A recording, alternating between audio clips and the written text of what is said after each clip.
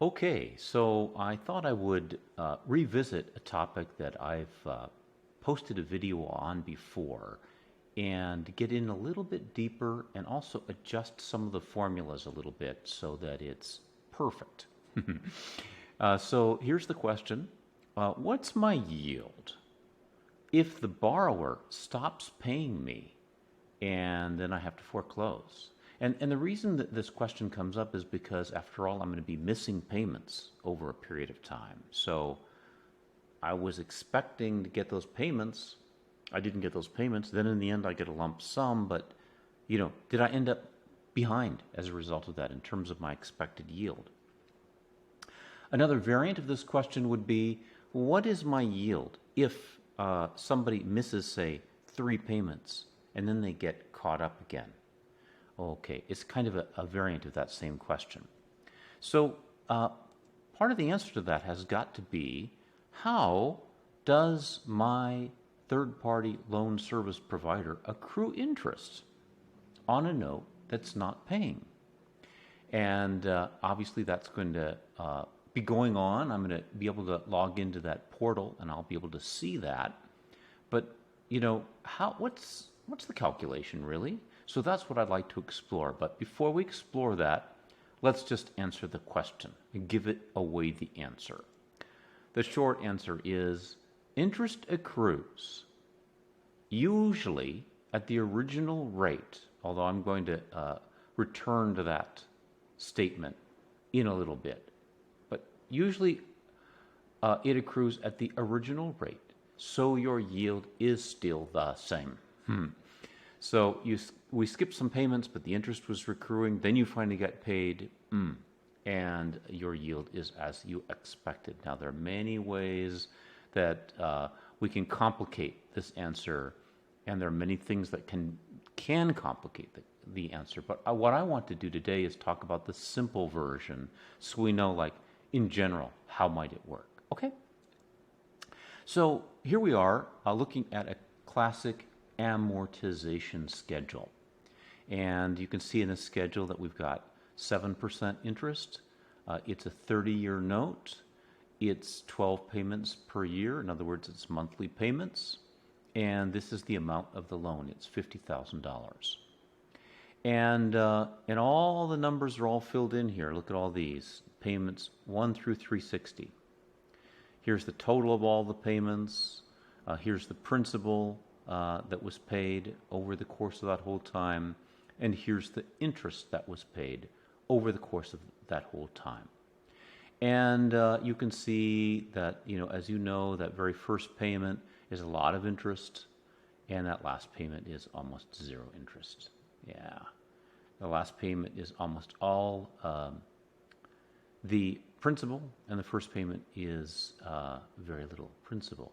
And you can also see, by the way, that Excel has the ability to calculate this. You see how it has this formula?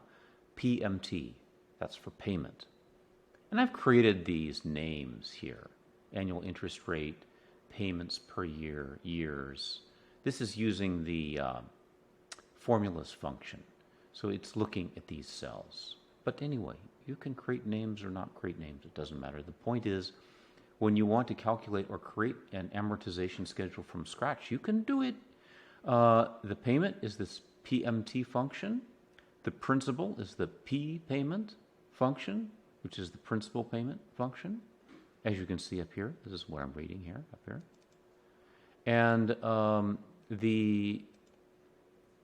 I'm changing the formula. I didn't mean to change the formula. There we go. And the interest is the I payment. And then it's just adding it, adding it, adding it. Okay. Very good. So that's a classic amortization schedule, the way it should work if they're paying on time. Now, the question is, but what happens to me if they stop paying? So in order to answer that, we're going to need to calculate what the true interest rate turned out to be. So let's take this base case where they're paying on time.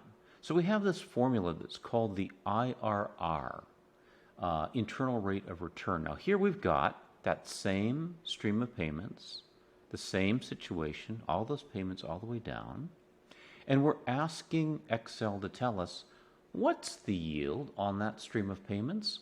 And not surprisingly, Excel is telling us, well, Bosco, the yield is 7%, just like we set up here. So that's fine. We didn't really need to double check Excel. It does work properly, but just bear this in mind because we're going to use this again later when we want to validate in a harder case. So that's the IRR function. Okay. So now let's take a look at the beginnings of a problem. So here we've got somebody that's been paying for 12 months, and now things are going to start to go awry. They did not make the payment in month 13. No payment. Grrr. Now, this is the same interest that would have accrued as before.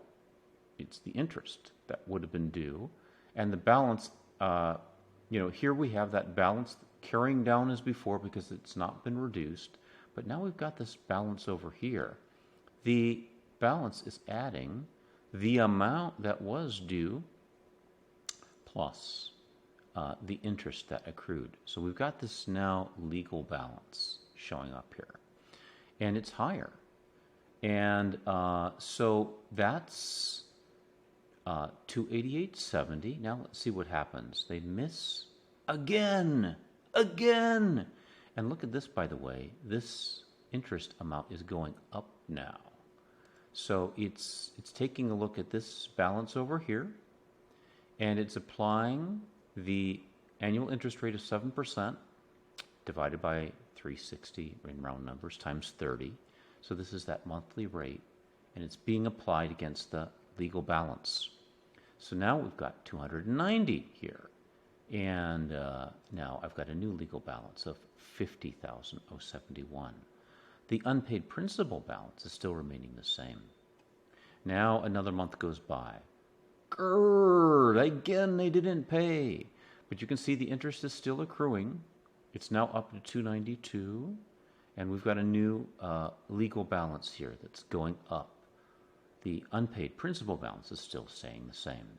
Now let's just accelerate our journey here to the end. In the meantime, we've been sending letters and all the stuff that we do. And finally, we started a foreclosure process, and then we foreclosed. So now we've gotten paid off. Or maybe we didn't foreclose, maybe they sold the house. And the title company asked us for the payoff amount. Well, guess what?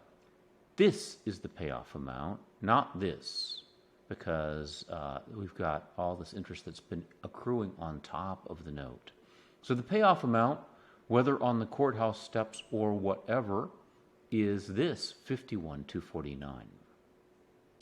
Okay, now we can further complicate this by saying, and by the way, this is a nice complication. If I did have to pay for an attorney, the charge of the attorney also gets added to this balance number 2, and also is due on the courthouse steps, etc. If I have to pay for, they didn't pay their real estate taxes and I have to pay for that, that also gets added to this. All that gets added to this. So here's the payoff amount, $51,249. Now let's go back again to that IRR calculation that we saw before. Here was the IRR from normal payments being made. As you recall, it was 7% as expected. But look over here. What? 7%. Well, how can it be 7%? Look at all these zeros. You see the IRR calculation is taking account of all these payments as expected, then all these, followed by all these zeros, then followed by that payoff amount that we just saw over here, $51,249. And when it does the calculation on that stream of income for 18 months only, the yield is 7%. So that's how it works. So if our payments are interrupted and then catch up again, or whether we have to do a foreclosure, in this base case, our yield is still the same. Now, let's just add a few little refinements to the end, and then we'll close this out. One thing that we can say is that yes, other scenarios are possible. Here's a good scenario. Some notes say that the rate that will be applied if someone is in default is the highest rate allowable by law. Oh, so in that case, our yield would be higher than 7% because they're going to start kicking in a rate of maybe 11.5, 11.99, depending upon the state and the market. And that higher rate, maybe that 11.99 rate, will get blended on these payments with a 7% rate, maybe nudging it up to, I don't know, 7.2 or something. So that's a nice thing. Another scenario, sometimes you'll see a note that says that the rate that will be applied in this situation will be the face rate of the note applied to the unpaid principal balance. I've seen notes like that. Kind of dumb note. But anyway, it can be worded like that, and if it's that, then it's going to start being applied to this amount rather than to this growing amount, and it might slightly decrease the yield calculation a little bit over this period of time. Can happen. Another thing that can happen, another good thing that can happen is sometimes, many times, you'll see a note that says a 10% late charge will be applied if paid after the 25th. And many borrowers always pay the 10%, and it ends up actually blending up the yield quite a bit. Now, usually a third-party loan service provider will take a portion, sometimes 50% of that, but still, that can blend up your return as well. So, again, other scenarios are possible as well, and I don't want to overcomplicate.